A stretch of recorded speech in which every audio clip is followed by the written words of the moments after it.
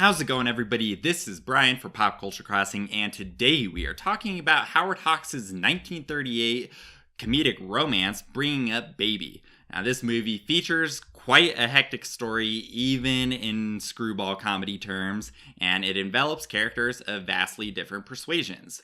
The film's performances are strong, but the fast-paced nature of the story may leave you a little bit exhausted when the credits roll. Nevertheless, if you want to see Cary Grant and Katharine Hepburn in some more unique roles, then Bringing Up Baby is the film to watch.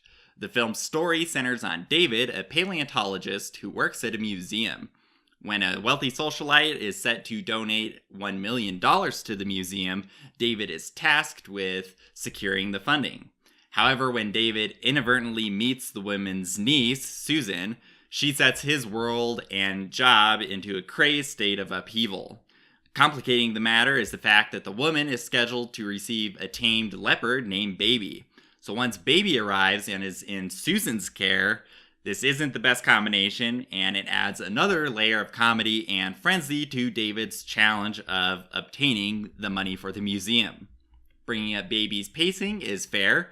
Once David meets Susan, and especially once Baby arrives on the scene, the pace really accelerates, though there were times that I did find myself wondering when the film would conclude.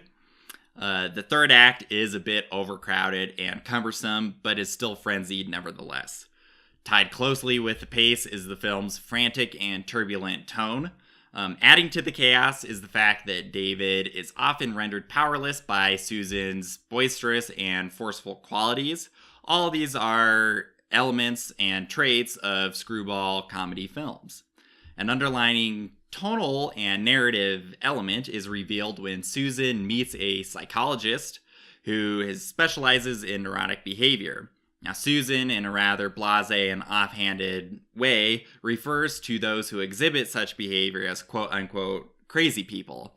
Now, the psychologist aptly retorts that he and his peers try to steer clear from such terminology.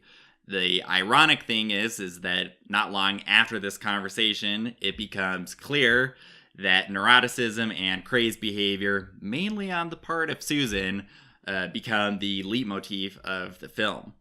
The smart way in which this element is subtly introduced is evidence of the film's clever writing. Cary Grant and Katharine Hepburn are the film's principals, portraying David and Susan respectively.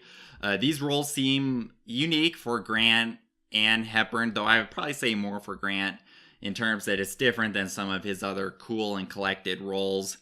Hepburn did have other kind of crazed roles or unique, eclectic, high energy type of roles, but even still, this is still pretty unique, I would say. Nevertheless, it is fun to see both of the actors portraying these characters. Grant's David is a nerdy paleontologist who is, at his core, very kind-hearted and considerate. It just so happens that, unfortunately for him, he meets Susan and gets tangled in this huge web of unfortunate events that really center on Susan, and Susan is really the center of gravity for all of that. And David actually even becomes the target of Susan's affection, which complicates things even more than they already are. Hepburn's Susan clearly juxtaposes David and creates a nice balance given the character's loud, fast-talking, and domineering character traits. Although Susan is draining, the yin and yang of all the characters, or particularly David and Susan, is well done, and especially when it's mixed with Baby and just the chaotic story in general, it really creates a nice package overall. I definitely did find myself sympathizing with David in his attempts to stay on his task and to get away from Susan and Baby, but the strong performances nevertheless were pretty impressive. Now, the supporting cast also gives great performances, and May Robson, Charles Ruggles, Barry Fitzgerald, and Walter Catlett specifically help round out the film's eclectic dramatist personae. Bringing Up Baby's cinematography features a good mix of shots. I was pretty impressed and quite surprised at the amount of trips and falls, both Grant and Hepburn have throughout the film. These moments definitely highlight some of the elements of physical comedy in the movie, but even still, it's still pretty surprising to see Katharine Hepburn tripping over a tree limb, and it's like, whoa, good thing you didn't get injured there, because yikes, that's crazy.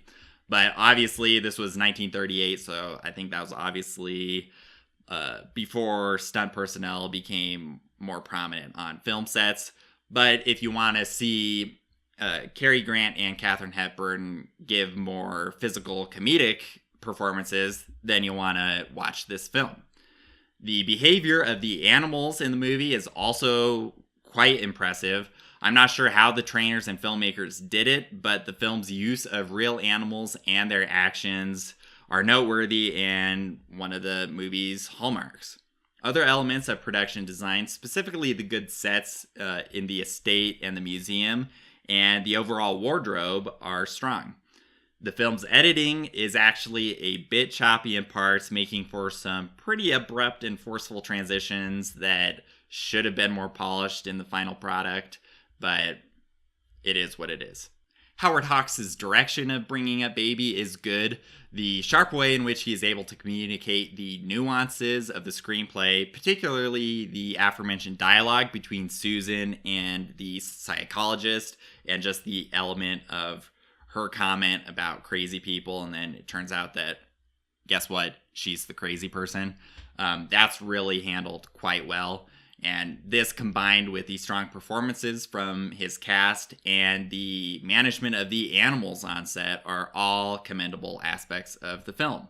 The editing and scene transitions, however, should have been better, and the third act could have been even more distilled. It becomes a little bit protracted.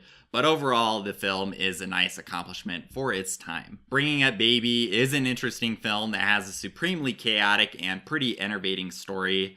The stress felt by David throughout the film will probably be felt by viewers.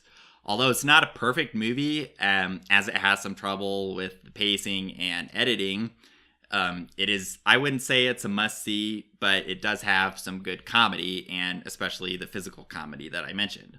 So if you're looking for a movie that has Grant and Hepburn playing a little bit more unique characters in quirky molds, or if you want a classic film with entertaining animals, then you're probably likely going to be quite entertained with Bringing Up Baby.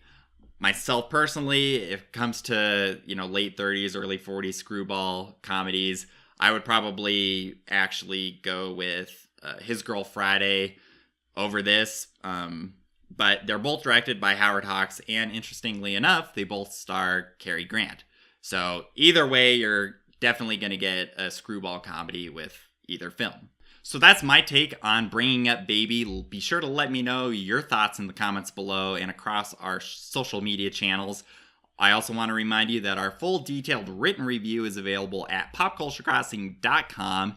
And we are also active on Facebook, YouTube, Pinterest, Twitter, Gab, and VidMe. And our audio podcast versions of our content are available on iTunes and Google Play. So be sure to add us on those platforms and follow along and interact with us there. Also, I'm curious to hear what your favorite Cary Grant and Katharine Hepburn movie is. Be sure to let me know there. And also, with the main theme of animals in Bringing Up Baby, I'm curious to hear and let me know what your favorite movie with animals on set is. I really want to know your thoughts there, so let me know and we'll keep the conversation alive. And I'll see you next time. Thanks for watching. Bye.